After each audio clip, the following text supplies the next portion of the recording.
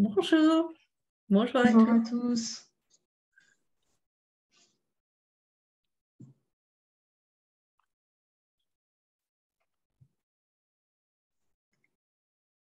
Donc les participants commencent à se connecter. On va patienter juste quelques minutes, le temps que tout le monde se connecte.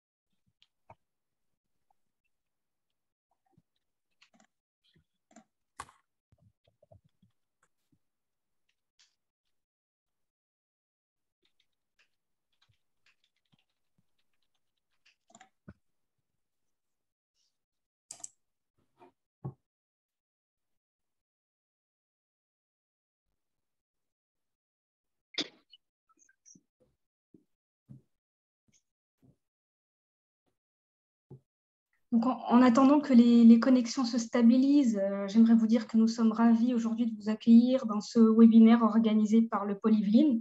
Donc, c'est le premier webinaire de la rentrée 2022. Et en attendant que les connexions soient stables, je vous propose de faire une petite présentation. Donc, bonjour à tous. Moi, c'est Imane Ladiri, actuellement consultante SIRH au sein de Scorus, donc un cabinet de conseil dans tout ce qui est SIRH, SI Finance, etc. Et ça fait un peu plus de 2 ans que je suis responsable du pôle Yvelines de PMI France. Voilà, je vous présente également Sylvie Jeanne, notre conférencière. Je vais la présenter davantage par la suite, mais je te laisse dire quelques mots, Sylvie Jeanne. Alors, du coup, si tu veux, je vais initialiser la présentation. Voilà.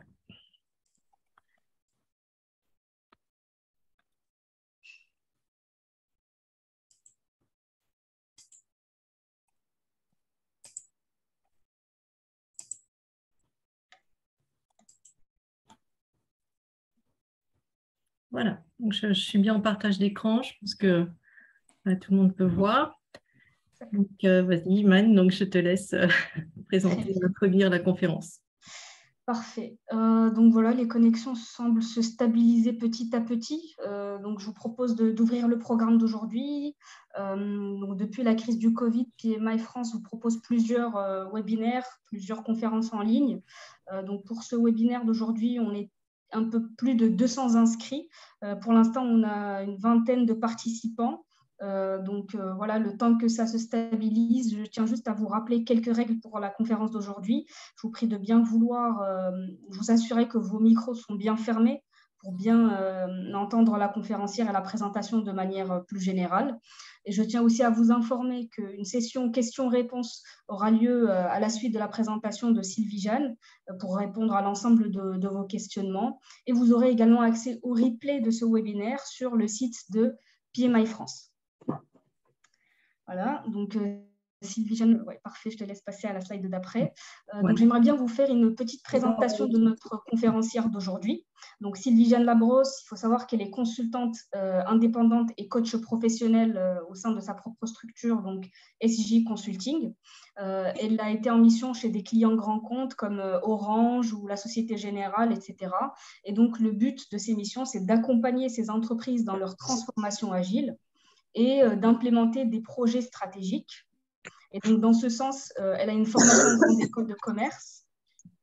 Je vous prie de bien vouloir fermer vos micros, s'il vous plaît. Merci beaucoup.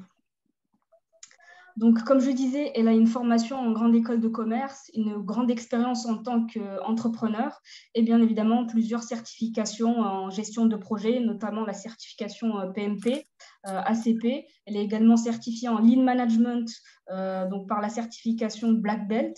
Elle a aussi des certifications Scrum et SAFe, ainsi qu'une certification par le MIT sur l'intelligence artificielle pour l'implémentation d'applications business.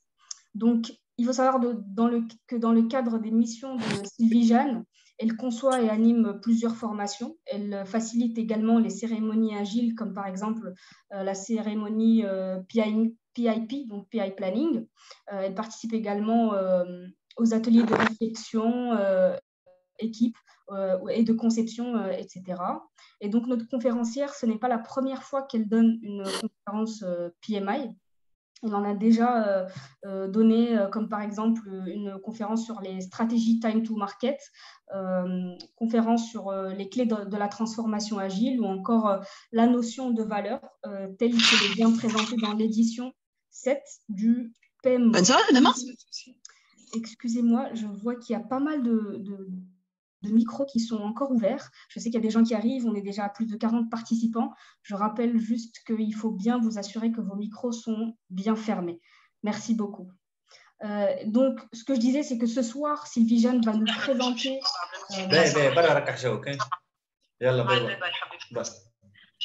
Excusez-moi, il y a un micro encore qui...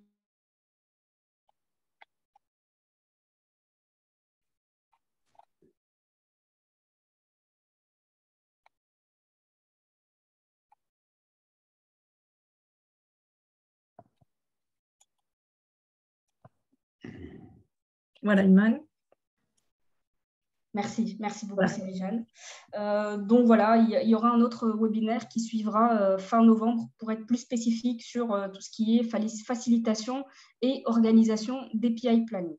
Donc voilà, je tiens à vous remercier, Sylvie Jeanne, pour ce webinaire et pour le prochain. Et je vous laisse la main sur la présentation. Parfait. Merci beaucoup, Iman. Je n'aurais pas pu me présenter mieux que ça. Donc, vraiment, merci beaucoup d'avoir fait le pitch pour moi.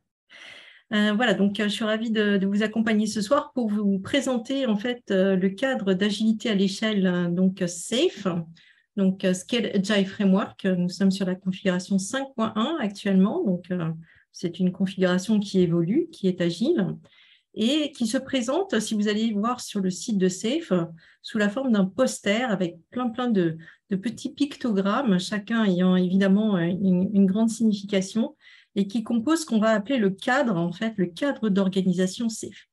Donc, ce soir, je vais me livrer, donc ça va être un challenge pour moi, en un temps record, donc un décryptage, en fait, de ce cadre SAFe, donc vous expliquer un petit peu, alors, pas chacun des pictos parce que ça prendrait trop de temps, mais la logique, en fait, transmettre un petit peu la logique de ce cadre d'organisation.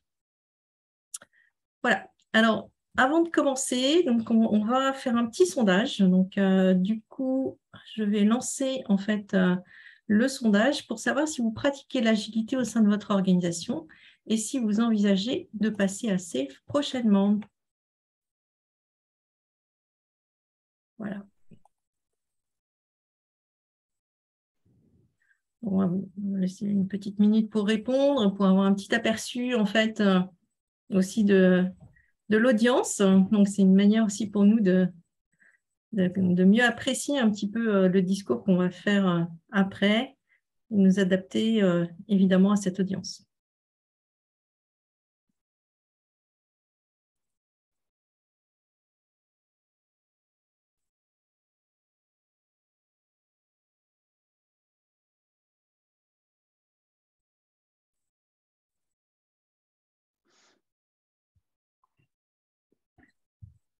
Voilà, je pense qu'on a pratiquement... tout le monde a pu répondre. Je mets donc fin au sondage et je partage avec vous les résultats. Donc, nous avons 52% de l'audience qui utilise déjà les pratiques Scrum ou Kanban, 14% du SAFe, 2% d'autres cadres d'agilité à l'échelle, 16% sont peut-être agiles sans le savoir, ça arrive. Et puis, donc, on a 16% qui ne sont pas du tout en agile pour l'instant. Donc, pour qui ça va être une découverte. Donc, on a quand même une majorité de personnes qui connaissent l'agilité, mais je vais quand même évidemment être claire pour ceux qui démarrent.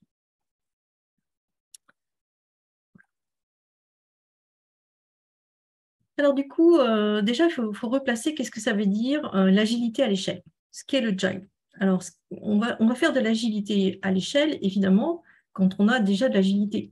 Ça paraît faire du sens, mais bon, pas toujours, hein. C'est clair que parfois, on reçoit des demandes où on veut déjà être à l'échelle, mais sans avoir vraiment d'équipe agile. Donc ça, c'est peut-être un prérequis. Scaling Agile, ça veut dire créer une organisation agile au-delà d'une seule équipe, hein, c'est-à-dire on va coordonner un ensemble d'équipes agiles.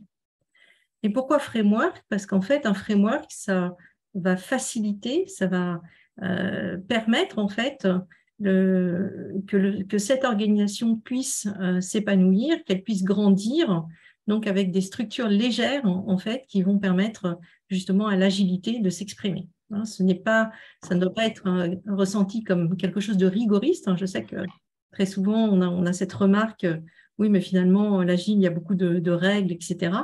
En fait, c'est un certain nombre d'artefacts, on va appeler ça des cérémonies, des rôles, voilà, des repositories qui vont nous permettre de mieux gérer et de mieux nous organiser pour qu'on puisse très facilement en fait collaborer.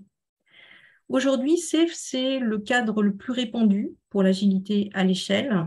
Donc, il va partir en fait de la stratégie de l'entreprise qui va se construire avec une optique end-to-end, c'est-à-dire finalement des chaînes de valeur bout en bout. J'expliquerai un petit peu plus à la fin ce que ça veut dire, hein, c'est-à-dire un ensemble d'équipes agiles qui vont fonctionner de façon auto-organisée pour délivrer de bout en bout un produit ou un service. Et bien sûr, donc, des teams agiles, hein, donc, du coup, qui connaissent l'agilité et qui pratiquent Scrum, XP ou Kanban. Quelle est la promesse en fait de SAFe? C'est justement de faciliter l'implémentation de la culture Lean Agile et du coup du fonctionnement Lean Agile. Donc, qu'est-ce que c'est qu'une entreprise Lean? Déjà, c'est une entreprise qui élimine les gaspillages, hein, les MUDA, comme on dit en Lean depuis l'école Toyota. On a identifié des MUDA, des gaspillages de temps, de stockage. Vous en verrez un petit aperçu juste après. Donc, évidemment, on veut optimiser en fait nos processus et intégrer donc l'amélioration continue pour toujours être plus performant et notamment réduire nos délais, c'est-à-dire être capable de livrer nos clients plus rapidement.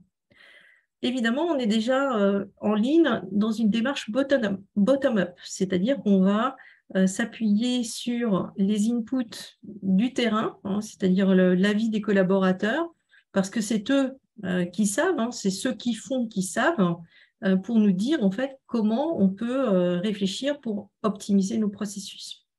Et puis avec Lean, et Toyota en premier, hein, c'est Taishi Ono, ingénieur chez Toyota, qui nous invente Kanban, hein, donc Kanban, le flux, donc comment est-ce qu'on va pouvoir effectivement suivre toute notre production d'une façon très fluide, très lissée, pour évidemment améliorer ce temps en fait pour livrer le client, pour finaliser en fait notre delivery, c'est-à-dire réduire ce temps qu'on appelle le lead time, qui nous permet, entre le moment où on va prendre la demande et le moment où le client est livré, avoir le minimum de temps possible. Et puis, on va combiner donc, avec SAFe l'agilité. Donc, l'agilité, ça nous vient du manifeste agile. Donc, que nous dit le manifeste agile? Eh bien, on s'adapte. Hein, on va accueillir le changement. Et puis, on travaille donc, avec des individus. Donc, on privilégie les interactions et les individus. Donc, la collaboration, le respect et la confiance. L'agilité, c'est aussi une démarche qui est pragmatique, hein. On va avoir un cycle incrémental et itératif et innovant qui permet de délivrer de la valeur. Alors, la valeur, hein, qu'est-ce que c'est la valeur? On a fait des séminaires pour PMI pour expliquer ce que c'était que la valeur. Ça peut être plein de choses, hein. La valeur, c'est évidemment augmenter sa croissance en termes de chiffre d'affaires, par exemple, hein. Ça peut être augmenter la satisfaction client, ça peut être réduire ses coûts, ça peut être augmenter son savoir, donc la valeur. Il y a énormément d'aspects, en fait, hein, qui peuvent être chiffrés, entre guillemets, ou estimés en termes de valeur. Donc, c'est ce que fait, du coup, l'agilité depuis que l'agilité a été mise en place sur notamment les premiers frameworks comme Scrum. Et puis, on s'engage sur la satisfaction client, c'est notre priorité, c'est la satisfaction client. Donc, du coup, tout combiné, du coup, SAFe, c'est l'alliance entre Lean et l'Agile pour permettre d'être plus rapide sur le marché, donc 50% plus rapide sur le marché. Donc, ça, c'est des chiffres qui ont été finalement issus de sondages d'entreprises qui utilisent SAFe et qui ont communiqué leurs résultats à SAFe. Alors, ça vaut ce que ça vaut, on n'est pas obligé de les croire, mais a priori, c'est quand même une source vérifiable. Donc, 50% plus rapide sur le marché. On va réduire les défauts parce qu'on va être obligé, évidemment, d'avoir de la qualité intrinsèque. Hein. Si on ne fait pas de la qualité, on est obligé d'avoir de la reprise, donc du coup, du retard, en fait, pour livrer notre client et de l'insatisfaction. Donc, on ne peut pas se permettre de faire de la non-qualité. Donc, on a ancré, en fait, cette démarche de qualité dans notre production. Évidemment, donc, une augmentation de la productivité de 35% parce qu'on va travailler en flux lissé, hein, donc on va être beaucoup plus rapide, on va avoir éliminé tous ces moudas. Et puis, avec l'agilité, on a des équipes plus épanouies, plus motivées, parce qu'elles sont autonomes, donc elles vont pouvoir prendre des initiatives, on leur donne du pouvoir, enfin, pour décider localement. Et donc, ça va être évidemment un facteur très moteur, finalement, pour aussi, hein, qui joue sur la productivité, qui joue sur la qualité et qui joue donc sur le time to market. Tout cela est évidemment lié. Donc, je vous ai mis 2-3 choses sur le Lean, hein, les 7 Muda. Donc là, vous en avez la liste. Et puis, évidemment, l'agilité. Donc, du coup, le manifeste agile, hein, ici en petite note, donc, qui nous permet en fait de visualiser en fait les 12 principes du manifeste agile. Et finalement, qu'est-ce qui est important d'agilité? C'est l'état d'esprit ouvert au changement, la priorisation par la valeur, des équipes auto-organisées. Hein, donc, on travaille en ce qu'on appelle management 3.0. Donc, j'explique en 2 minutes la différence entre management 3.0 par rapport aux autres générations de types de management. Management 1.0, on a un management hiérarchique, directif, où on a un chef qui décide et des équipes qui exécutent. Hein, donc, le chef contrôle, on est dans le commande et contrôle. Et puis, management 2.0, management participatif, hein, qu'on a vu fleurir dans les années 1970, où là, le chef consulte ses équipes. Hein. Après, évidemment, c'est lui qui décide. Donc, tient-il compte des avis ou pas, ultimement, ça peut revenir à un management 1.0. Alors que le management 3.0, eh bien, collaborateurs et donc managers se réunissent pour définir ensemble des objectifs, hein, qui sont alignés par rapport à une vision. Donc, la vision est transmise par le management. On décide donc ensemble des objectifs opérationnels qui sont alignés sur cette stratégie et les équipes s'engagent en fait sur délivrer les résultats pour pouvoir satisfaire les objectifs. À ce moment-là, le leader, hein, donc le manager, devient servant leader, donc aux côtés de ses équipes pour aider en fait son équipe à réussir ses objectifs, à faciliter en fait son travail et à mettre à disposition toutes les ressources dont elle a besoin. Donc voilà, donc ça c'est vraiment ce qu'on va retrouver et qui est encore ancré, hein, bien sûr, dans toute la philosophie de SAFe. L'engagement des parties, donc ça c'est très important. Le client, le end user, voilà, on va solliciter, on va être customer-centric, hein, donc on va vraiment focaliser pour pouvoir obtenir cette satisfaction client. On va inviter le client dans nos cérémonies. On va bien sûr explorer en fait avec le client, on va prioriser en fonction de ce qu'il accorde comme valeur, etc. Donc, l'engagement des parties est très important et c'est une condition d'éligibilité à l'agile. Si vous n'avez pas d'engagement en fait de vos clients ou du business, il est clair qu'on pourra difficilement s'adapter puisqu'on n'aura pas de matière en fait de feedback suffisant pour pouvoir s'adapter. Et puis en agile, on a ce cycle de développement qui est incrémental et itératif qu'on va évidemment retrouver dans SAFe. Donc on va voir comment. Où on produit donc par petits bouts. Donc là, par exemple, dans mon premier schéma incrémental, on nous commande une pomme. Comment est-ce que je construis la pomme? Je la construis par petits bouts. Évidemment, chaque petit morceau de pomme est présenté comme incrément en fait en fin d'itération, c'est-à-dire en fin de sprint par exemple, pour obtenir le feedback du client. Et si par exemple le client nous dit non, pour moi une pomme c'est pas vert, c'est jaune, heureusement qu'on n'est pas allé jusqu'au bout parce que là on peut plus facilement redresser le tir. D'accord? Donc ça c'est la méthode incrémentale. Et puis l'approche itérative qui va consister à délivrer dans un premier temps des produits très basiques, ce qu'on appelle minimum viable product, donc un produit dans sa version de base, que l'on va mettre en production donc, pour avoir donc, un avis en fait, aussi du client sur un produit complet, avec l'ensemble des fonctionnalités de base, le core product, on va dire. Et puis, on va capitaliser là-dessus, sur ces feedbacks, pour faire différentes releases, c'est-à-dire des versions améliorées successives, donc différentes itérations qui vont permettre d'améliorer le produit. Donc, on est vraiment aussi en SAFe dans cette optique produit. Donc, on va parler de mode produit plutôt que de projet. On est focus sur le résultat, d'accord?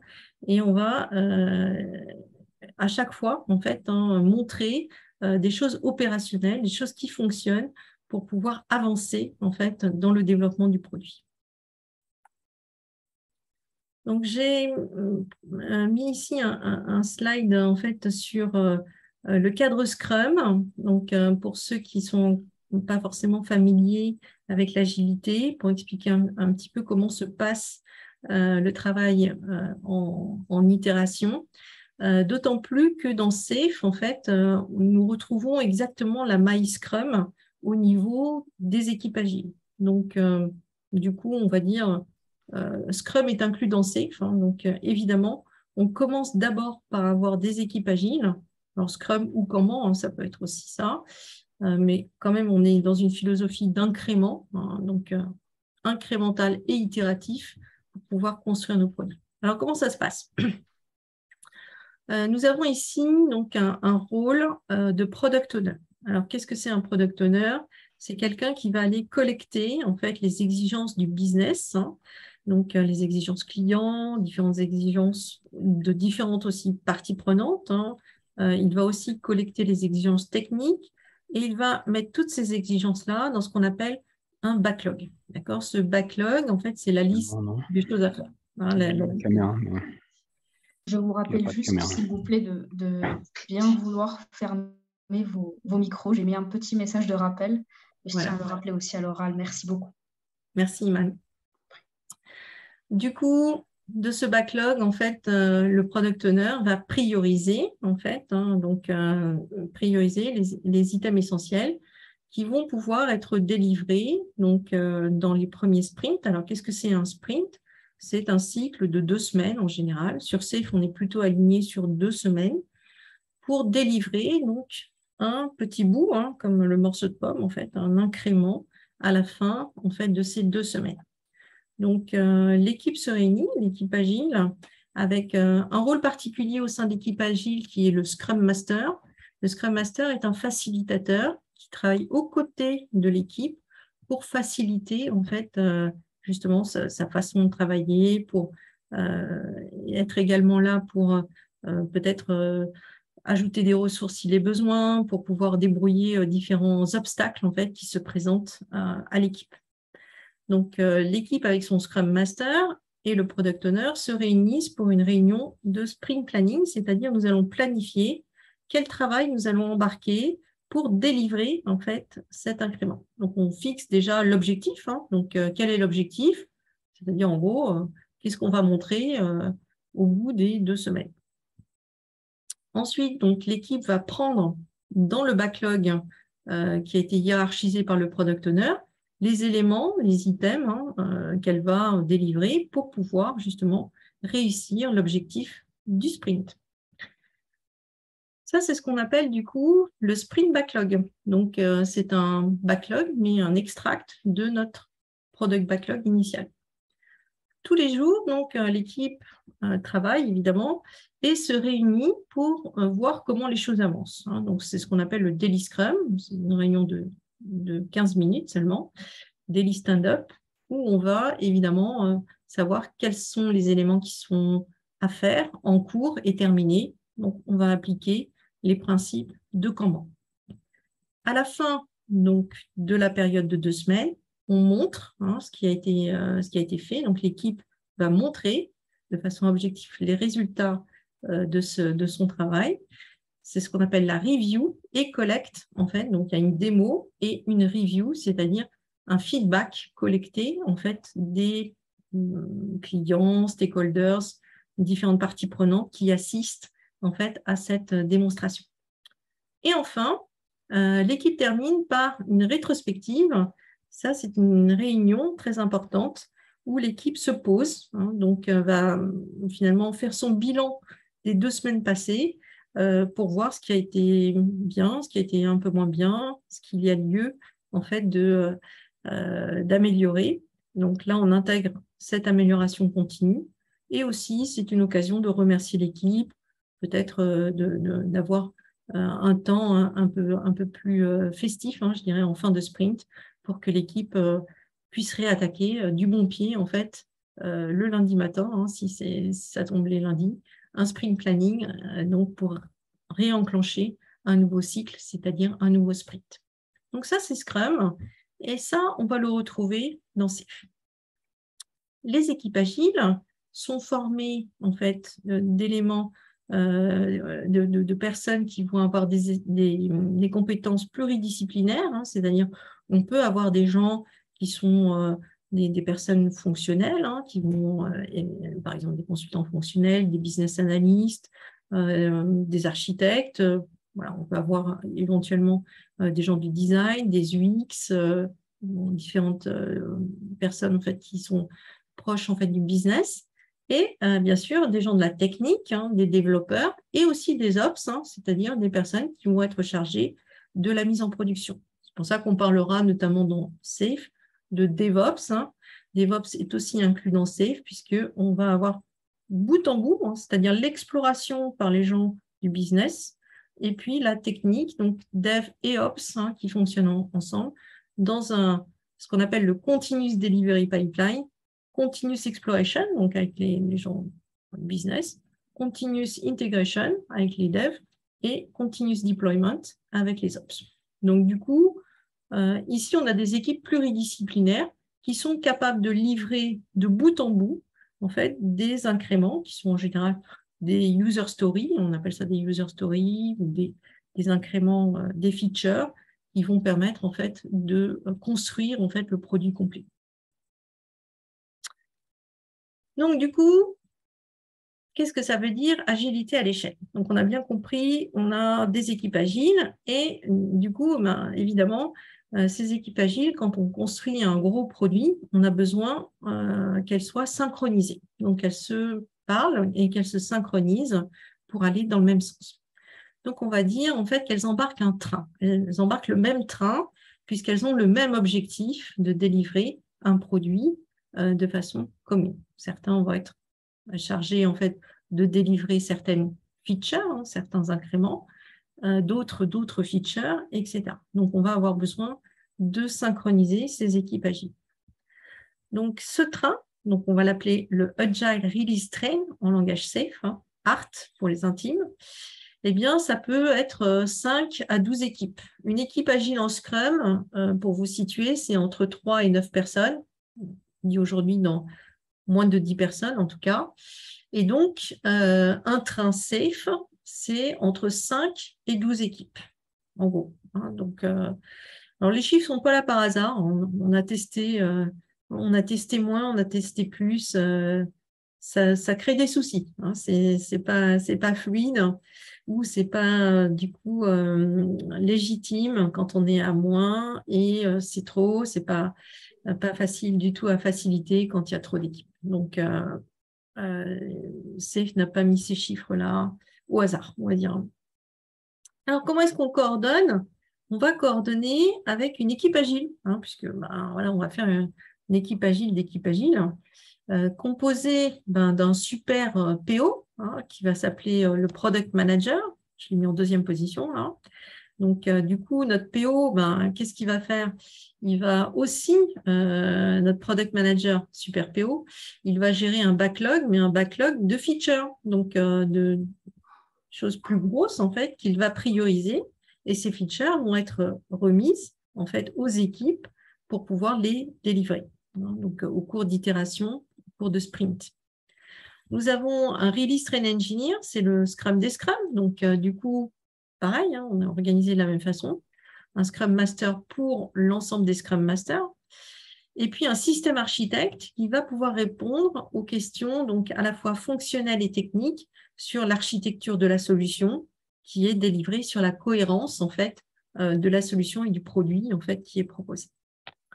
Et puis, on aura bien sûr le business, hein, c'est-à-dire on va avoir des business owners, des représentants de métier, des représentants business qui vont être garants ici de l'alignement stratégique, des enjeux économiques et qui vont veiller au grain, hein, en gros, pour que, évidemment, nous soyons cohérents entre l'aspect opérationnel et ce qui avait été décidé au niveau business et que, évidemment, on ait notamment des principes de ROI qui soient respectés, qu'on atteigne évidemment les KPI qui ont été fixés, etc.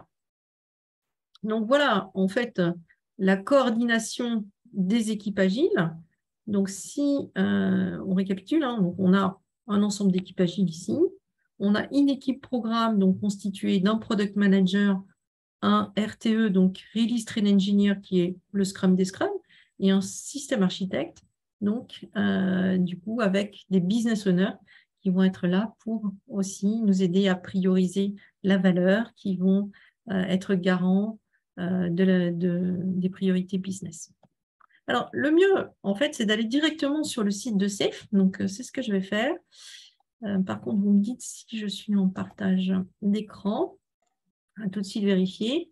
Est-ce que j'affiche bien, Iman, si tu peux me... Oui, parfaitement. On le voit bien.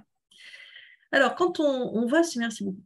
Du coup, quand on va sur le site de Safe, on arrive sur ça. Donc, du coup, sur ce poster, alors il n'est pas aussi développé que ce que je vous ai montré tout à l'heure, parce qu'en fait, vous avez plusieurs configurations du cadre possibles. Vous avez d'abord ce niveau Essential. Donc, ce niveau Essential va comprendre, en effet, des équipes agiles. Que je puisse mettre la télé. Voilà, je sais qu'il y a des personnes qui arrivent. Je vous prie de bien vouloir fermer vos micros. Non, de toute façon, je suis en réception seulement. Monsieur Motard, notamment, s'il vous plaît, je vous prie de bien vouloir fermer votre micro. Merci. Voilà. Donc, nous avons des équipes agiles, Product Owner, Scrum Master, équipe pluridisciplinaire, donc avec des gens du business et de la technologie qui travaillent ensemble, hein, d'accord, qui travaillent selon le cycle Scrum, qui embarquent éventuellement des pratiques XP, hein, Extreme Programming, qui sont plutôt des techniques en fait de développement et des bonnes pratiques en fait qui permettent aux développeurs de travailler de façon avec une qualité en fait très intéressante pour l'agilité. Que fait cette équipe agile, hein? Elle a son Kanban aussi, hein, donc du coup pour voir ce qu'elle a à faire en cours et ce qui est terminé. Elle fait toutes les cérémonies donc de planning, sprint planning. Hein. Alors vous remarquerez qu'en Safe, on ne dit pas sprint, on dit itération. Hein, les gens ont changé le vocabulaire. L'exécution, donc avec le daily, la review et la rétrospective. Et puis ici, chaque équipe va avoir ce qu'on appelle un team backlog, ce qui revient à un product backlog.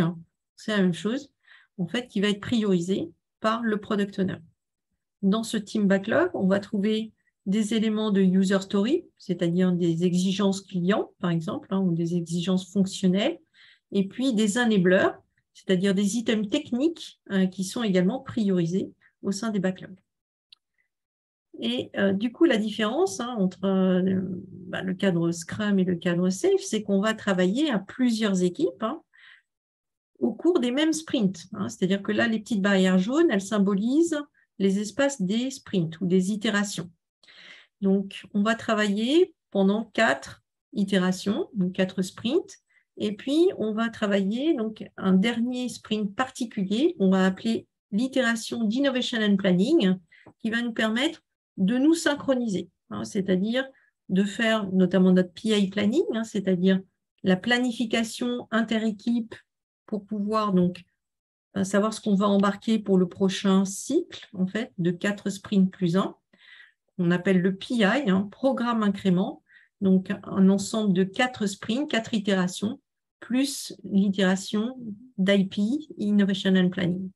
Dans ce sprint d'Innovation and Planning, il est très intéressant, puisqu'en fait, on va donner de l'espace aux gens pour innover, pour se poser, pour intégrer, pour vérifier des choses, pour documenter, pour également se challenger, donc expérimenter des nouvelles choses, donc, et également faire ce qu'on appelle l'Inspect et Adapt, un événement qui va être aussi très intéressant pour nous permettre de faire le bilan de 4 sprints en arrière, aussi bien sur une grosse démonstration finale intégrée de l'ensemble des équipes pour les différents sprints, une rétro et une mesure d'atteinte des objectifs par rapport à ce qu'on s'est fixé pendant notre PI planning, c'est-à-dire la planification des 4 sprints à chaque fois. Donc, ce qui est important de retenir, c'est cette notion de PI, programme incrément, qui inclut donc un ensemble de sprints et qui se termine par donc un sprint un peu particulier et donc qui va nous permettre d'être planifié. Alors, le standard en Safe, c'est 4 sprints plus 1, c'est-à-dire 10 semaines. On peut aussi fonctionner en 5 sprints plus 1, ce qui nous fait 12 semaines, et ce qui est aussi pas mal parce que du coup, on tombe au trimestre. Donc, on pourrait dire un PI, c'est un trimestre divisé en 5 sprints plus un sprint particulier qui nous permet de réfléchir, d'innover, etc.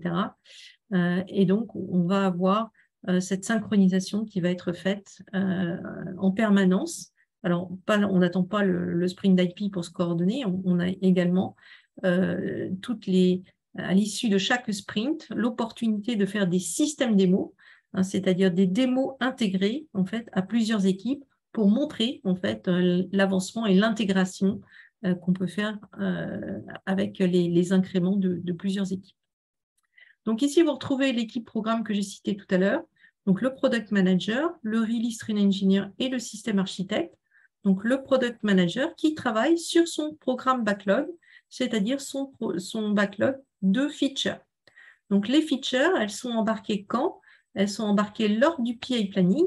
Les équipes vont se saisir de 3 ou 4 features, les décomposer dans leur team backlog et les délivrer au cours d'un PI. Donc, une feature va être délivrée en un PI. Donc, on va embarquer plusieurs features. Voilà.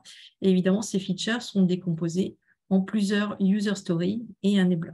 Donc là, vous retrouvez le train avec ses activités de Continuous Exploration, CI, CD, Continuous Integration, Continuous Deployment, avec les concepts de DevOps et comment est-ce qu'on est customer-centric, on s'intéresse aux clients avec une démarche de design thinking pour mieux comprendre en fait le problème du client et mieux concevoir la bonne solution.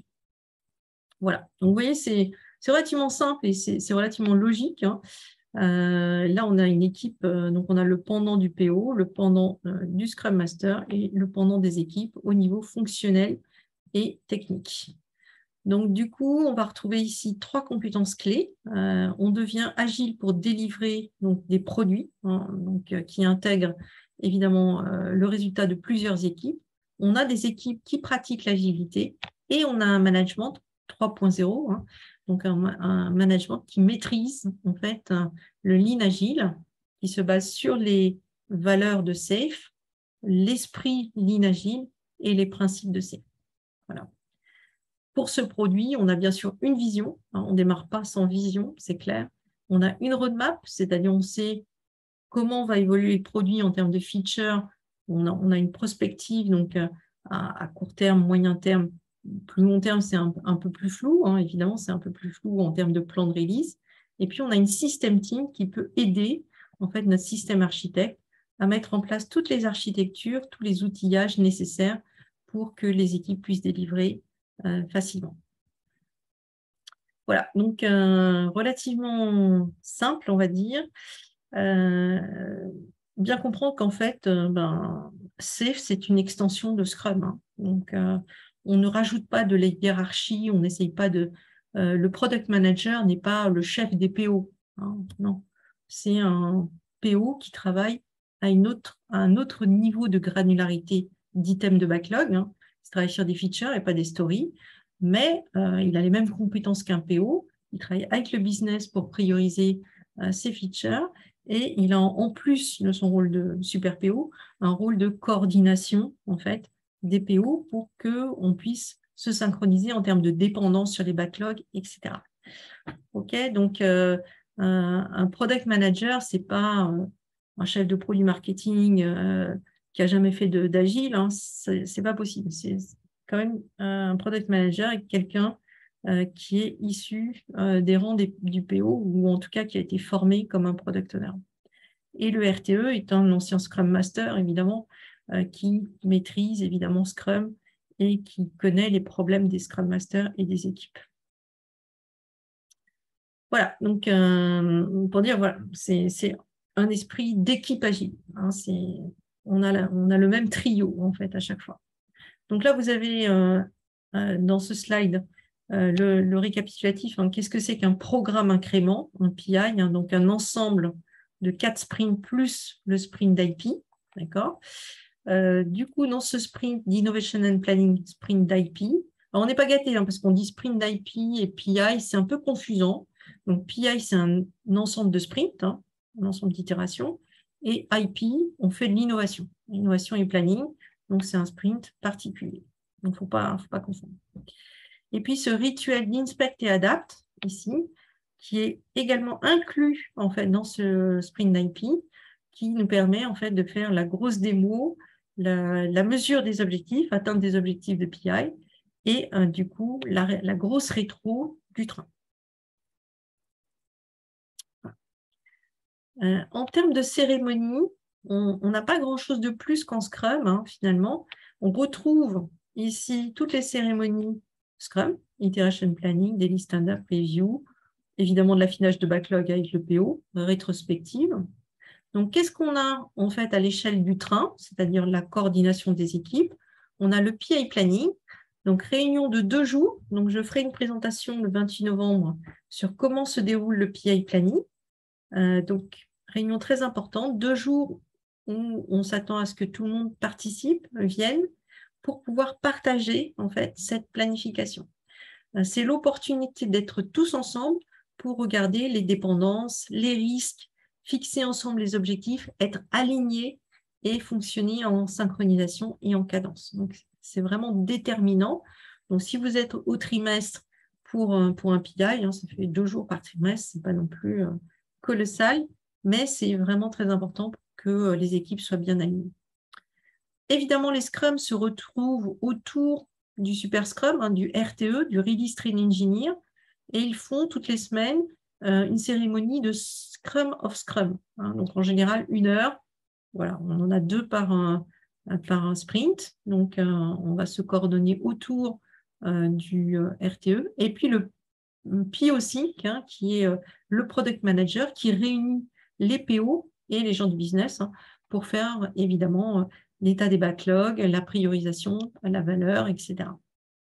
Donc, Scrum of Scrum, SOS hein, pour les intimes, et puis POSync, hein, qui sont donc les événements ou les cérémonies du train, donc Art Synchronization. La système démo, donc qui vient au-dessus, en fait, hein, en plus de l'iteration review.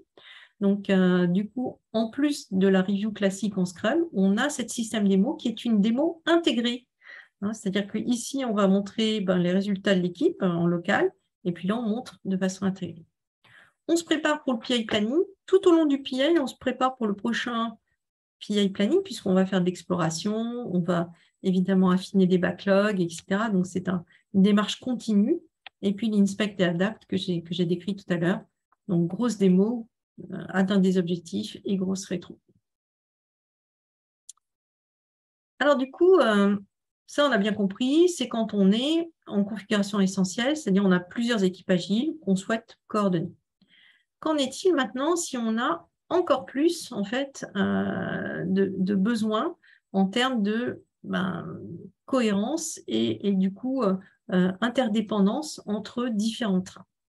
Et puis, comment est-ce qu'on étend cette agilité à tout notre portefeuille, notamment notre portefeuille de projets, et comment est-ce qu'on relie la stratégie de l'entreprise à cette organisation en train? Alors, C va nous proposer 2 niveaux supplémentaires qui sont le niveau large solution qui va permettre en fait la coordination de plusieurs trains entre eux, d'accord? Et puis le niveau portefeuille qui va nous permettre de prioriser en fait les initiatives stratégiques qui vont ensuite être traitées par les équipes agiles, c'est-à-dire par les trains. Alors regardons ce qu'on a dans le niveau large solution. Eh bien, on a la même chose, c'est-à-dire que nous avons un trio composé d'un solution manager ou solution management, ça peut être un comité, qui va également gérer un backlog. Alors, qu'est-ce qu'il y a dans ce backlog? En fait, on a des features transverses qui vont être finalement décomposées en features dans différents trains. Je prends l'exemple d'une grosse solution. On est d'accord que là, c'est une large solution. On va dire typiquement un ERP. Par exemple, un ERP où vous avez besoin de développer différents modules de gestion. On va avoir la compta, la paye et la gestion commerciale. Évidemment, c'est un seul et même produit, puisqu'à la fin, c'est un ERP qui contient tous ces modules. Pour autant, on a peut-être un train compta, un train paye et un train gestion commerciale. Il va falloir que ces trains puissent communiquer, puisqu'il y aura des features transverses, ne serait-ce que l'interface de l'ERP qui doit se décliner dans la comptabilité, dans la paye et dans la gestion commerciale. Eh bien, ces features transverses, c'est ce qu'on appelle des capabilities, et elles vont être également priorisées dans ce solution backlog par le solution manager. Et embarquées, donc décomposées évidemment en plus petits items de feature pour être embarquées par les trains respectifs. D'accord? Donc, on a ici un solution manager qui travaille sur ces grosses features transverses. On a un solution train engineer qui va coordonner les RTE, c'est-à-dire les Scrum de Scrum. Donc là, c'est le Scrum de Scrum de Scrum, d'accord? Donc, qui va employer les mêmes pratiques agiles, exactement, de mieux comprendre en fait quels sont les problèmes de l'équipe, comment faciliter en fait le travail des Scrum Masters par la voie en fait des RTE, et du coup être capable de porter ça éventuellement plus haut au top management, par exemple, pour solutionner un ensemble de difficultés.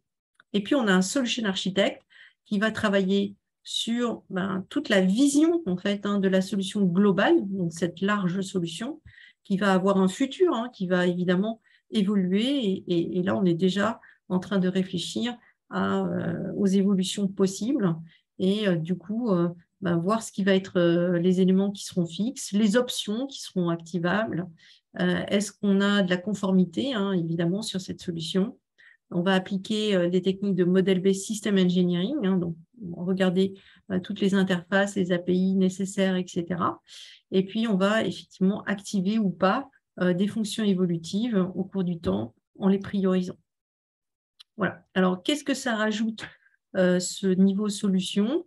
Évidemment, comme tous les trains qui embarquent le même produit, donc le train compta, le train paye, le train gestion commerciale, vont travailler à la même cadence, c'est-à-dire ils vont démarrer en même temps leur sprint, finir en même temps leur sprint, démarrer en même temps le PI, finir en même temps le PI, ça veut dire qu'ils ont leur PI planning en même temps.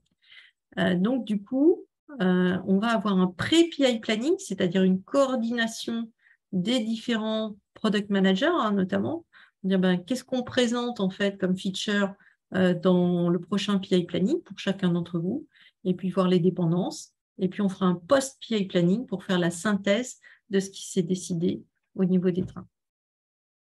Donc voilà le niveau large solution. On n'est pas du tout obligé d'avoir un niveau large solution, hein. On peut d'ailleurs avoir, ce que je vais vous présenter après, une couche portefeuille et une couche essential sans avoir besoin de coordonner plusieurs trains. On peut très bien avoir des trains indépendants, hein. Le niveau solution ne se justifie que s'il y a des dépendances entre des trains qui développent une grosse solution donc dans laquelle ils s'intègrent. Au niveau portefeuille, donc on va effectivement relier la stratégie de l'entreprise à l'opérationnel. Et ça, c'est vraiment quelque chose de très intéressant parce qu'il faut dire qu'il n'y a pas d'autre cadre agile qui propose réellement cette organisation agile au niveau global, hein, c'est-à-dire au niveau de la stratégie. Donc, comment est-ce qu'on procède?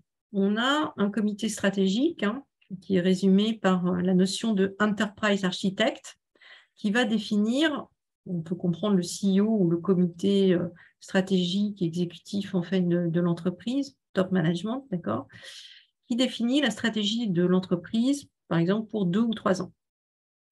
Admettons, prenons l'exemple d'une compagnie d'assurance qui veut digitaliser l'ensemble de ses parcours clients. Donc ça, c'est un thème. C'est un thème stratégique, hein, qui va figurer là, qui va être documenté dans un business canvas, hein. Donc là, on retrouve des outils classiques de stratégie qu'on a l'habitude d'utiliser. Et puis, forcément, pour pouvoir développer ces thèmes stratégiques, il va falloir mettre en place différentes initiatives qui y sont reliées, qui vont se traduire par des développements et de l'opérationnel. Donc, si je reprends l'exemple, je veux digitaliser mes parcours clients en tant que compagnie d'assurance. Je vais trouver un item ici, une initiative stratégique dans mon portfolio backlog. On va appeler ça des épiques. Donc, on va dire, notre initiative, c'est par exemple la digitalisation du parcours souscription assurance vie pour répondre donc, à une partie en fait, de ce thème stratégique. Et puis, on aura une autre épique, donc une autre initiative dans notre backlog, dans notre portefeuille de projets, anciennement, on va dire. On va peut-être avoir digitalisation de la gestion de contrat IRD. Hein, donc, c'en est une autre. Okay, donc, on va en avoir plusieurs. Hein, voilà, on peut en avoir pas mal. Et ça répond à un thème stratégique. Il peut y avoir plusieurs thèmes stratégiques. Donc, dans ce portfolio backlog, on va trouver des gros items, hein, qui pourraient presque être dimensionnés comme des projets, anciennement projets quand on est en mode projet, hein, parce que c'est quand même des choses qui vont être développées sur du plus long terme, hein, ce n'est pas des petits trucs, hein, en général, ça peut prendre jusqu'à 2-3 ans, une épique. Donc, il faut voir un petit peu comment ça vous compte entre 6 mois et 3 ans, on va dire. Donc, une épique qui est priorisée au sein du portfolio backlog. Donc, du coup, qui va gérer en fait ces épiques, hein, c'est ce qu'on appelle les epic owners. Donc, les epic owners qui vont avoir pour relais sur le terrain les business owners. Hein. Donc, epic owners et business owners vont travailler main dans la main pour que, évidemment, alors les epic owners, on pourrait les comparer à des sponsors. Hein. Donc, du coup, ils vont travailler notamment sur la value proposition, hein, donc du coup, justifier de la valeur de chacune des épiques, justifier des budgets, etc. Et transmettre en fait des KPI, notamment aux business owners qui vont s'assurer sur le terrain, lorsque le train embarque ces épiques, eh bien que, évidemment, on reste conforme aux enjeux business qu'on s'est fixés. Donc, voilà un petit peu ce que je voulais présenter. Donc, on peut retrouver, hein, si je reviens sur mon site de SAFE, le site de SAFE. Donc, on voit tout ça. Donc, vous avez effectivement cette logique, hein, on va dire, hein, le Solution Manager, Product Owner. On voit bien, il s'occupe des backlogs. On a le Solution Architect, Système Architect équipe, hein, qui répondent aux besoins techniques et fonctionnels de la solution. Et puis là, en termes agiles, Solution Train Engineer, Release Train Engineer et Scrum Master, donc qui facilitent le travail des équipes. Alors, c'est vrai que c'est un peu curieux qu'au niveau solution, au niveau portefeuille, pardon, on n'ait pas le même trio, mais en fait, il existe. Hein. Si on regarde un petit peu plus loin dans les pages de SAFE, on a effectivement ici un troisième rôle qu'on appelle le Agile PMO. Donc, PMO, Project Management Office, PMI, on sait ce que c'est, qui va s'assurer des méthodes et des approches et qui va communiquer justement le cadre, donc qui va être garant du cadre au niveau le plus élevé, le APMO qui va travailler au niveau portefeuille. Donc, voilà, on pourra avoir le même trio et à ce moment-là, on mettrait plutôt l'Enterprise Architect ici, enfin bref. C'est en gestation, on va dire. Donc, on a hâte de voir ça. Alors, pour faire du safe, donc, on récapitule. On a d'abord des équipes agiles. D'accord? Donc, on a un ensemble d'équipes agiles qui pratiquent Scrum, qui connaissent, qui ont compris l'approche Lean et qui ont déjà, qui travaillent avec Scrum, Kanban, XP. Ces équipes rejoignent un train. Alors, un train où on peut avoir plusieurs trains si on a une large solution, donc avec effectivement cette gestion en fait des dépendances entre les trains. Et puis le troisième niveau, c'est qu'en fait toute la stratégie, c'est-à-dire la gouvernance de l'entreprise, passe également en agile. Donc c'est le niveau de maturité 3 où finalement tout le monde pratique de la même façon, donc en équipe agile. Et par exemple, on va agiliser la finance, le marketing, les ressources humaines, etc. Pourquoi? Parce que la vision en fait de l'entreprise agile, c'est évidemment de mettre le client au centre. Aujourd'hui, pour ces stratégies time to market, on a besoin de s'adapter aux exigences clients. Donc le client est au centre. Le client est servi par des chaînes de valeur opérationnelles. On lui délivre un produit. Pour lui délivrer ce produit, on a besoin du soutien de chaînes de valeur de développement, c'est-à-dire le soutien des trains, notamment des équipes agiles. Il y a des équipes agiles partout. Et puis, on a besoin d'un management stratégique et d'une gouvernance qui comprennent en fait tout ça et qui va soutenir le travail et faciliter le travail des chaînes de valeur de développement, des chaînes de valeur opérationnelles et qui, du coup, aura un focus sur le client. Donc, du coup, SAFe se présente comme un dual operating system, c'est-à-dire SAFe se propose de plugger en fait son organisation sur l'entreprise hiérarchique fonctionnelle généralement silotée qu'on peut trouver sur les grosses structures, en fait, les grandes entreprises qui sont très hiérarchiques et qui du coup posent problème parce que difficulté de communication transverse, éloignement en fait du client parce que voilà, on est un peu plus loin du terrain. Donc, comment est-ce qu'on fait pour remettre le client au centre? Comment est-ce qu'on fait pour travailler en équipe agile de façon plus collaborative et plus réactive? Eh bien, c'est évidemment en mettant en place des équipes agiles opérationnelles ou de développement, donc des gens qui vont servir en fait les équipes opérationnelles.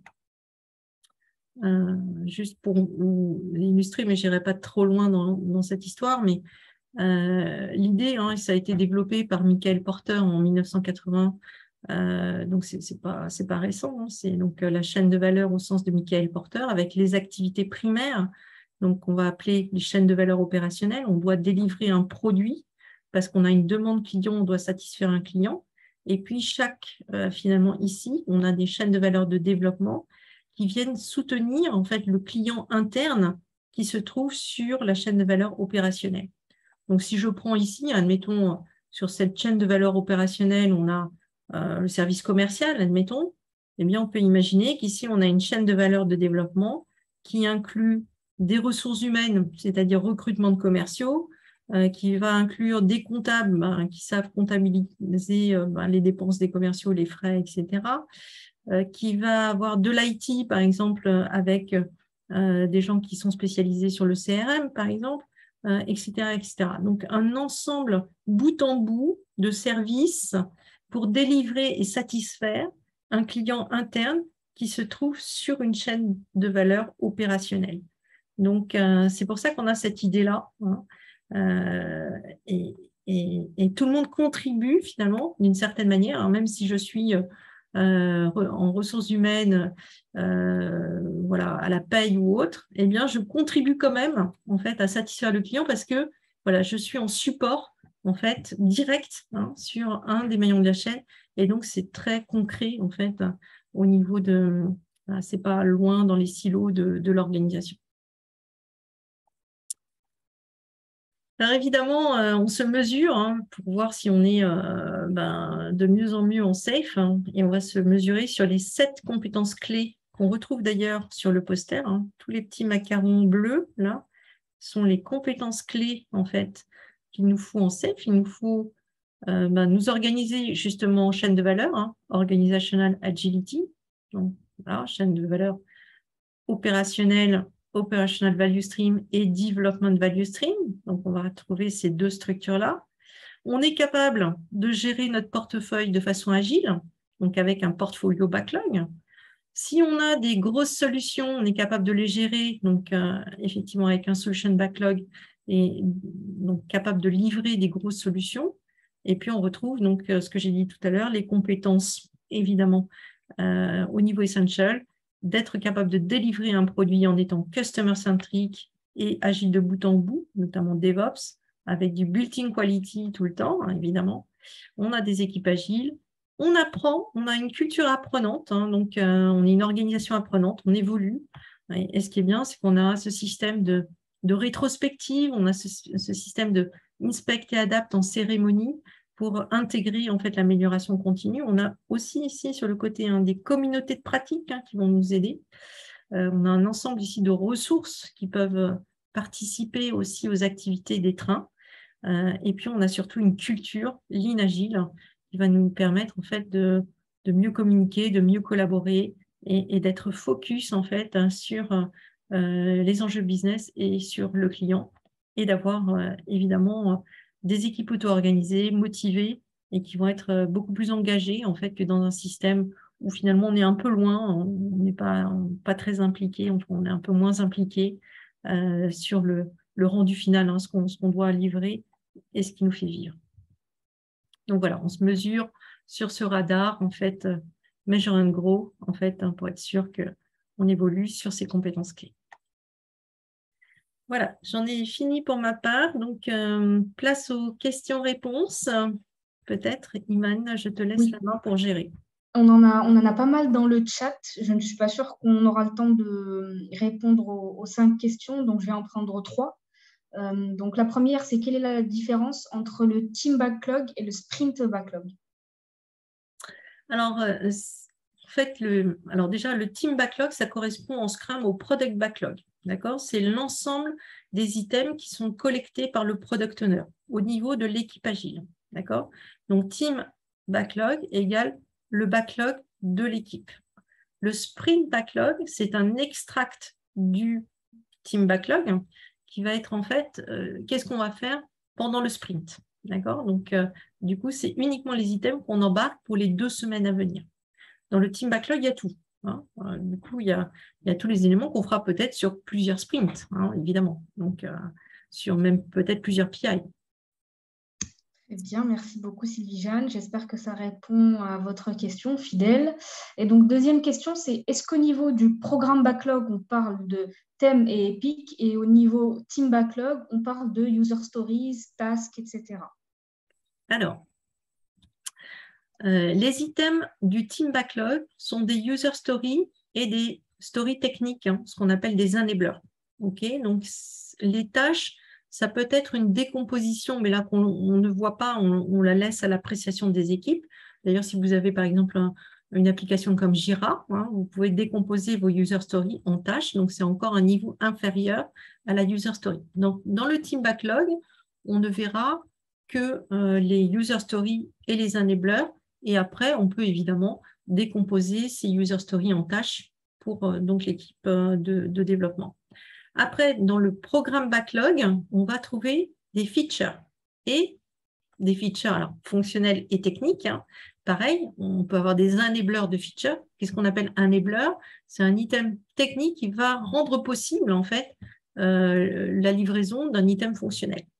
Donc là, on n'a que ça, d'accord? Donc on a ces features vont être décomposées en user story, où les enablers de features vont être décomposés en enabler au niveau story, c'est-à-dire des stories techniques. Là, il n'y en a que ça. Donc, les épiques, par contre, c'est dans le portfolio backlog. Les épiques, et c'est très confusant parce que je comprends tout à fait la question, parce qu'on avait l'habitude en Scrum qu'une grosse macro user story, c'était une épique. Donc là, ça a changé dans le vocabulaire, en fait, c'est les épiques sont comme des projets. Donc, les épiques sont au niveau le plus haut. Et donc, l'épique est décomposée en feature, la feature en story. Donc, du coup, on a un portfolio backlog, programme backlog et team backlog.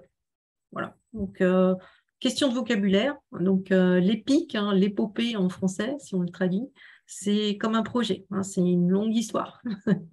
Voilà, le livrable, ça va être le produit ou le service complet. Hein, ce n'est pas juste une grosse story. On va prendre une petite dernière, même si on va déborder de quelques minutes. Donc, dernière question, dans quel événement et comment est-ce que les user stories sont distribuées parmi les Scrum Teams? Alors, donc, ce qu'on va distribuer, on va distribuer des features, d'accord? Et on les distribue quand? On les distribue pendant le PI planning. Alors, évidemment, on a déjà préparé, hein, donc on a déjà une petite idée sur la question, mais rien n'est joué. Hein. C'est-à-dire que cette réunion de PI planning, elle doit pouvoir permettre aux équipes de réagir et de dire, bah, nous, on veut se positionner sur cette feature, on préfère faire cette feature plutôt que telle autre, ou d'aller négocier avec une équipe voisine pour se répartir en fait le travail. Donc, c'est ça qui est bien, c'est qu'on a cette interaction pendant le PI planning où il y a tout le monde, donc il y a toutes les équipes qui sont présentées. Il faut vous figurer qu'avant, on faisait ça en présentiel, des grandes salles comme une salle de cérémonie de mariage. Hein. Et vous voyez, quand on fait des tables rondes avec les familles, hein, et ben là, c'est les équipes. Donc, les équipes, elles vont chercher leurs features, elles en prennent 3-4 features. Puis peut-être qu'il y a une autre équipe à côté qui va dire, ah ben non, nous, on aimerait bien faire ça, etc. Voilà. Alors ça, c'est ce que j'aime bien. Après, dans la pratique, ce n'est pas toujours ce qu'on voit, parce que dans la pratique, malheureusement, souvent, j'observe hein, aujourd'hui que tout est un peu décidé d'avance et on sait déjà quelle équipe va prendre quoi et tout est déjà décomposé. Donc, le travail des équipes pendant le PI planning, ça va être de décomposer ces features en story. Hein. Alors, on ne le fait pas de façon très fine, hein, puisque évidemment, on continue pendant tout le temps des sprints de faire de l'affinage de backlog, etc. Donc, du coup, on va le faire de façon un peu macro, mais on va voir qu'est-ce qu'on peut en fait embarquer. Hein. Donc, cette feature, en fait, elle passe, hein, donc elle est possible en fait à faire en un PI. Et du coup, on va émettre en fait quels sont nos objectifs de PI avec les features en fait qu'on a embarquées. Donc, les 3-4 features qu'on a embarquées qui vont générer évidemment plein de user stories. Hein. D'accord. Parfait. Ben, je suis navrée, je ne pourrais pas aborder les deux autres questions parce qu'on est un peu à court de temps. Je pourrais y répondre par mail, éventuellement, Iman, si tu veux. C'est Exact. possible. Je vais laisser mes coordonnées LinkedIn et par mail. Et je vous invite à me rediriger les questions et je vous redirigerai la réponse de Sylvie-Jeanne par la suite sans aucun problème. Donc, je vais vous les mettre dans le chat.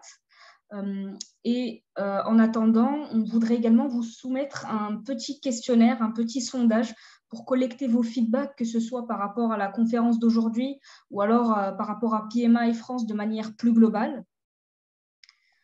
Donc, je laisse Sylvie-Jeanne le lancer. Et en attendant, je vous mets également le code PDU de cet événement dans le chat et je tiens à vous remercier pour votre participation et à remercier notre conférencière Sylvie-Jeanne pour la présentation très enrichissante. Merci beaucoup Sylvie-Jeanne. Et donc, on tient également à remercier plusieurs personnes, donc notamment Aurélien Bayon et Anne Cassey, qui sont des piliers qui nous ont beaucoup aidés sur le Polyvline de manière globale et sur cet événement. Également, Ayoub Mouaden, donc responsable communication, qui nous a aussi beaucoup appuyé de par les mails que vous avez reçus, la communication sur les réseaux sociaux, etc. Donc, merci à tous. Vous avez le code PDU qui est affiché à l'écran. Je vous le mets également dans le chat et je mets également mes coordonnées pour les personnes qui ont posé les questions auxquelles on n'a pas pu répondre. Voilà. Alors, du coup, merci à tous j'essaierai de répondre aux questions parce que je pense que ça peut être un peu frustrant de leur poser des questions et pas trouver des réponses. Donc, on trouvera le moyen, en tout cas, d'y répondre avec Iman. En tout cas, merci beaucoup de votre attention et bon, c'est toujours un plaisir de partager sa passion. Donc, voilà, c'est vrai que l'implémentation de SAFE requiert beaucoup d'accompagnement, hein, c'est clair, ça ne se fait pas en un jour. Il y a des étapes à franchir. Et voilà, c'est ce que je fais au quotidien. Voilà, je vous souhaite une excellente soirée. Et si vous voulez nous rejoindre au pôle Yvelines, vous êtes les bienvenus. Si vous avez voilà, envie de partager aussi des approches projets, des outils, voilà, Iman sera ravie de vous accueillir. Avec grand plaisir, effectivement. Et on a besoin de bras, donc si vous êtes intéressé, ce sera avec grand plaisir. Exactement. Merci beaucoup. Très bonne soirée. Merci. Excellente soirée à tous. Au revoir.